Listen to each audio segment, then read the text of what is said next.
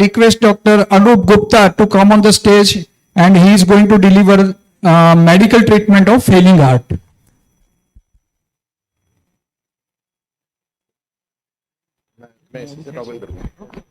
I'll toggle from here again.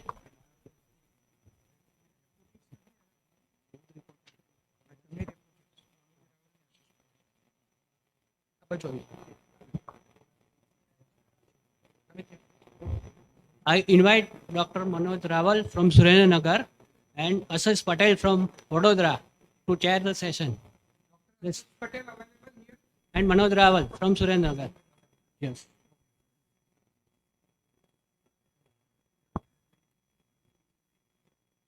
Shall I start? Yes.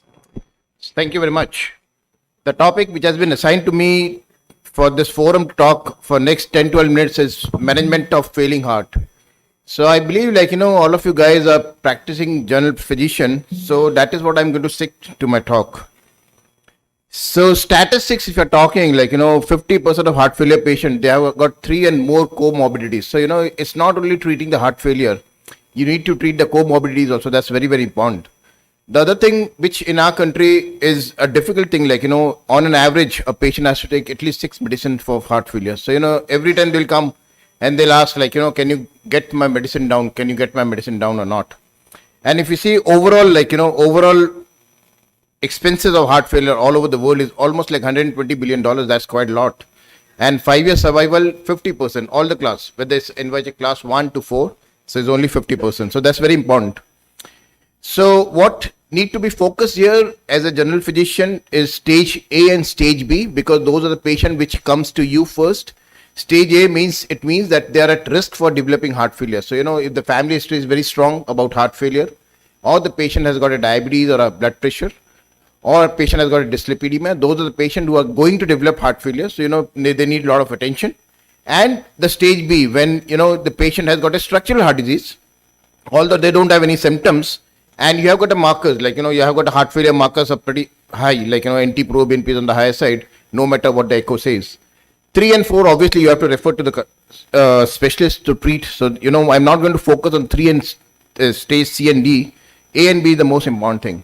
So, this is the thing, if you see almost 1/3 of the patient, either they're asymptomatic and they remain with general physician. So, that's very, very important. Only stage C and D, they do come to the specialist, and those need more attention and probably more treatment for those patients. So this is almost 70 years back, the statement Voltaire, what he gave, the art of medicine consists of amusing the patient while nature cures the disease. So it is not correct for heart failure. If you think that a heart failure patient is going to get treatment on his own, just write any of the medication and he's going to get improved in the symptoms, it's not true. So this is what the vicious cycle, and that is what you see, heart failure, again the fluid accommodation, goes to a physician office, he will give oral Lasix probably, doesn't improve, come to the hospital, intravenous Lasix, again get better and goes to the home. So this is what the vicious cycle, you have to break the cycle so that he should not get into this cycle again and again. So what it says, again, if I focus, new onset or de novo heart failure, these are the important things. They don't have any previous history. If you can pick these patients and you treat early, they do pretty good. And you can have resolution of symptoms. So, try to stop here. Treat new onset or de novo heart failure. Get the resolution of symptoms. Don't let the patient go into stage 3 and stage 4. That's very, very important, because if it goes to stage 3, they will require a lot of medicine. They will need specialist. And stage 4, then, it's all mechanical circulatory or a transplant or the devices, those they do come. So what the algorithm you should follow in your clinic? So histophysical always remain the basic thing. Histophysical gives you a lot of information, and you can diagnose heart failure on histophysical examination also. ECG is important.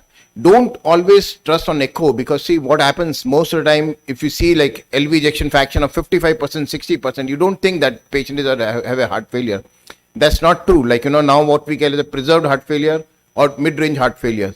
So always try to get markers. So pro-BNP or BNP, you get it done, and if it is high, always think probably the patient has already developed diastolic heart failure, and probably the subset who is going to go into heart failure.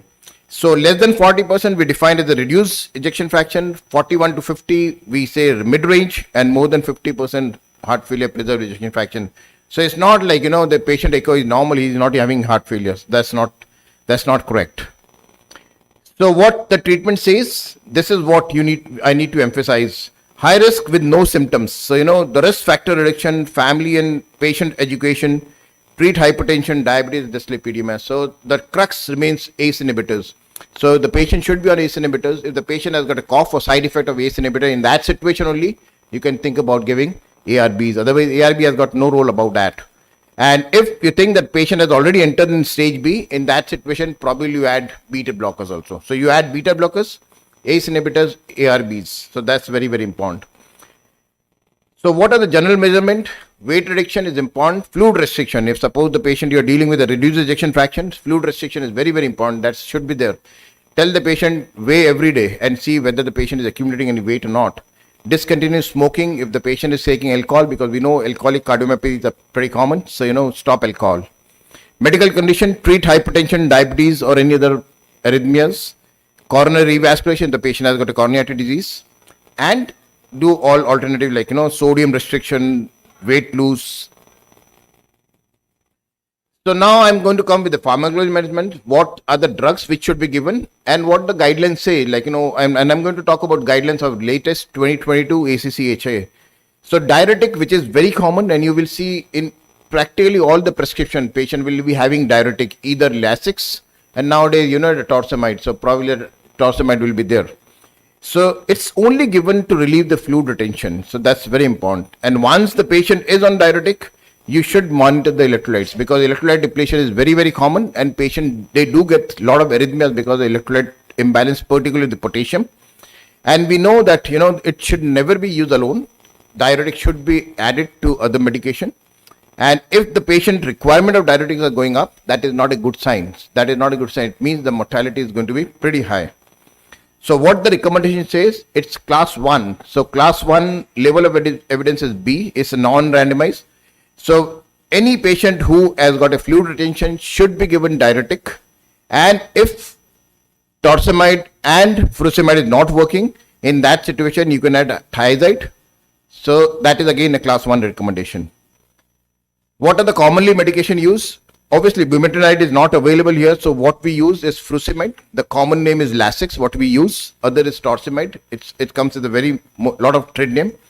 And the doses, so the doses, what it is, furosemide, we know that we give 20 to 40 milligram once or twice a day.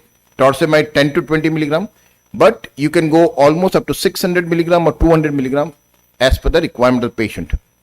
So again, if it's a high dose of diuretic, it's not a good subset. Cornerstone ACE inhibitors, it is recommended in all heart failure patient. And don't see like, if the patient comes back to you within a week or maybe 2 weeks and he's not improving, so you try to change to any other medication. It takes at least a month or two to improve the LV function of the heart failure symptoms. That's very important. What the recommendation says for the ARBs, it is not equivalent or superior to ACE inhibitor. The only situation where ARB should be given up over and above ACE inhibitors when the patient has got side effect of ACE inhibitors. So that's very, very important. So if the patient develops intractable cough or angioedema, in that case, you think about ARBs. This is very important, and this is one of the take-home message also. Now, ARNI has come. So, the ARNI has revolutionized in last 5-6 years in heart failure management, and it has replaced both ACE inhibitors and ARBs. So if the patient is not improving on ACE inhibitors or ARBs, switch over to ARNI. Even in a patient, if the patient first time you diagnose heart failure, you think that he falls into the reduced ejection fraction. So even in the NA patient you can give, it's a class 1A recommendation. So that's very important. The important thing what you have to see when you're starting ARNI is what is the renal function, what is the creatinine levels, and what is the blood pressure. So the systolic blood pressure should be more than 100 to start ARNI. That's very important. And if the patient is on ACE inhibitors, make sure you stop ACE inhibitors for 2 days before starting ARNI. Otherwise, you will land up in a big problem of angioedema. So what ACC-ASA guideline says, again, class 1A indication, class 1A indication for all three. For ARNI also, for ACE inhibitors. Where does ARB stand? The ARB is only recommended when the patient cannot tolerate ACE inhibitors, they develop intractable. This is a new thing which has come in the latest guideline, value statement. And that's very important again in our country, because see, if the patient is spending a lot of money on his medication, what is the value statement on that thing? So it in the current symptoms of the chronic heart failure, ARNI is not feasible. So treatment with ACE inhibitor ARB provide high economical value. So this is again a complaint of your patient, like, ARNI is a very expensive drug. I cannot afford. So in that situation, probably you can go for ACE inhibitor ARBs also. Next come the beta blockers. Again, one of the cornerstone. All the patients should be on beta blockers. What normally we see in our outpatient clinic, patients are not on beta blocker because the physician think that probably is getting short of breath. Probably this is asthma, but that is a cardiac asthma. You have to give beta blocker. Why? Because you want to block it, the excessive sympathetic nervous stimulation. That's very, very important. And what the trial have shown, it reduces all combined mortality as well as morbidity. That's very, very important. And even the disease progression. So what are the three beta blockers? Carvedilol is one. Second is bisoprolol and metoprolol. These are the trial which has been taken place. Capricorn, US Carvedilol, these are for Carvedilol. Cibis2 is for bisoprolol. Merit is for metoprolol. So three medicine, metoprolol tartrate is not available in India. So what are the three medicine? Bisoprolol, metoprolol succinate and carvedilol. Again, if you talk about the doses, so you start with a low dose and try to optimize. And that's again, it's very important. Like, patient should be an optimal medical dose before labeling that you're probably is a refractory heart failure or a resistant heart failure. So again, the target dose, if suppose you see metoprolol, you can go as well up to 200 milligram. Carvedilol, you can go up to 50 milligram. Bisoprolol should be on 10 milligram. That's very important. And what the guidelines says, again, class 1A indication. So class 1 indication, selection is yours. Among the three, either bisoprolol, carvedilol or metoprolol, whichever you want to start, you can start that. What is the value statement? Again, a high economic value. So that's very important. It's a very high economic value. So patient should be on beta blockers. When do you want to add MRS, mineralocorticoid receptor antagonist? When the patient is in class 3, class 4. So, when he has gone into class 3, class 4, add mineralocorticoids. Only thing you have to observe whether the patient is getting hyperkalemia or not. Spironolactone, they do produce a lot of gynecomastia, but eplerenone has become very good. Doesn't produce so much of complication of gynecomastia, so you can add eplerenone in those patients. So recommendation, eGFR should be more than 30, potassium should be less. Again, class 1, level of indication A. So that's very important. What the value statement says, again, it's a very high economic value. So patient should be on MRAs if indicated, if they are in stage 3 and D. SGLT2, this is now has become very, very popular medication. Even in diabetes, people are going for SGLT2. So what the trial says, the DAPA trial is very promising, and it say like, even non-diabetic patient, heart failure patient, newly onset, they do pretty good. And what it does, it's slowly as well as a real disease. So what the recommendation say, class 1 indication, it should be recommended to reduce hospitalization for heart failure, cardiovascular mortality, irrespective of diabetes, whether patient has got diabetes or no diabetes. That's very, very important. So this is what is the thing is, like, ARNI, ACE inhibitors, beta blocker, MRAs, SGLT2, diuretic as and when required. So stop at stage A and B. That's very important, because if it goes to stage 3 and stage 4, in that situation, probably you end up with a device, maybe CRTs or any of the mechanical circulatory supports, or goes into transplant. That's very important. Few lines about other medication. Ivabradine, again, if the patient has pulse rate remains more than 70-80, you can add ivabradine. Vericiguat is very promising. Still, the recommendation is 2B. Probably it is going to become the 5th pillar. Digoxin has got no role, except for atrial fibrillation, severe LV dysfunction. Digoxin has got no role. For mid-range and for preserved ejection fraction, SGLT2 is still a 2A recommendation. Otherwise, rest of the medications are all 2B. So, you should not be advised. So, advanced heart failure. 1 minute left. Yeah, I will finish before that. Don't worry. So, there are clinical indicators for advanced heart failure. So, what are this? So, if patients still remain in clinical congestion, there's a deterioration in renal function, or there's a significant hypotension, there's a cardiac acacia, those patients needs a lot of attention. They need admission also and hospitalization also. So, what is the take-home message for 2022 guidelines? SGLT2, they recommend in all the patient, even mid-range and preserved ejection fraction. If the patient improves, despite that also, you should continue heart failure treatment. Value statement has been created. That's very, very important.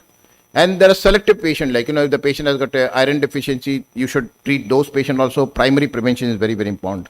So this is my last slide. What the 4 pillars right now says: SGLT2, ARNIs, beta blocker, MRAs. So all patients should be on these 4 medications until as proved otherwise, diuretic according to the fluid status. I'll stop here. Thank you very much.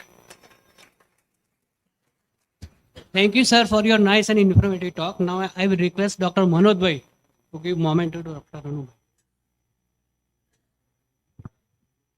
Dr. Anoop, you have given good treatment guidelines, but for family physician, when we see a borderline heart failure patient, there are two investigations we comes in our mind. Newer investigation, anti-pro-BNP, and another old one is echo. So which will you recommend, which is good, specific? Eco stand for the gold standard. You have to have what is the ejection fraction of the patient. So, you both are actually both are different things. So you should get both the things. If you have got a very good indicator, clinical, histophysical, that patient is a heart failure, you should get anti-pro-BNP.